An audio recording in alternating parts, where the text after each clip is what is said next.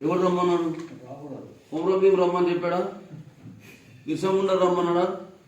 మన తాతలు చెప్పారా? మన తండ్రులు చెప్పారా? ఎవరితో అగ్రిమెంట్ అయింది మీరు రావచ్చని, ఈ భూమి మీకు లాక్కోవచ్చని, మేము ఎక్కడికో వెళ్ళిపోతామని అగ్రిమెంట్ ఏమైనా జరిగిందా? లేనప్పుడు వాడు ఎవడు రమ్మన్నాడు? వాడిని రమ్మన్నారా? లేనప్పుడు ఎందుకు వచ్చారు?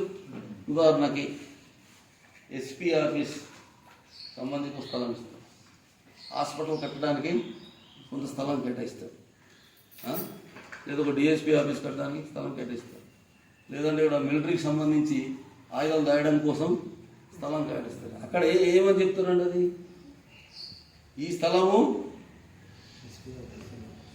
ఫలానా పని కోసం కేటాయించడం అయింది అని చెప్తారు.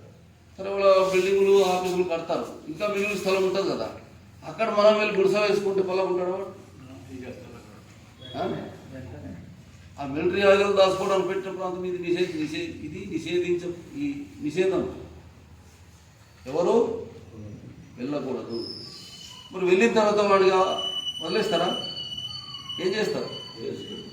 మరి అలాగే మనది కూడా నాన్ ట్రైబల్స్కి 5వ షెడ్యూల్ ప్రాంతం అనేది నిషేధించబడిన ప్రాంతం. మరి ఈ ప్రాంతంలో వాళ్ళు వచ్చారు, తప్పెవరిది? మరి అప్పీలకు అడుగుతున్నారు. నేరమా కాదా? నిషేధించబడిన ప్రాంతంలో వాడికి ఎవడు రమ్మన్నాడు? వీడు ఇల్లు ఎవడు కట్టుకున్నాడు? వీడు భూమి ఎవడు కొట్టుకున్నాడు? వ్యాపారం మనం ఉదాహరణమే, వ్యాపారం చేసుకో, వెళ్ళిపో.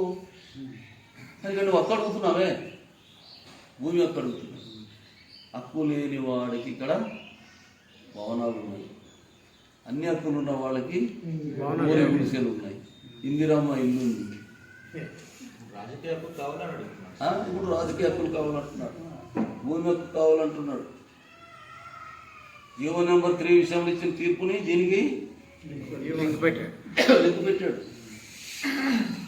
ఇలాంటి పరిస్థితుల్లో మనకు కాంగ్రెస్ పార్టీ కూడా ఉంది కదా. కాంగ్రెస్ పార్టీ గారు మంత్రి గారు ఎవరండి? పసుపులేటి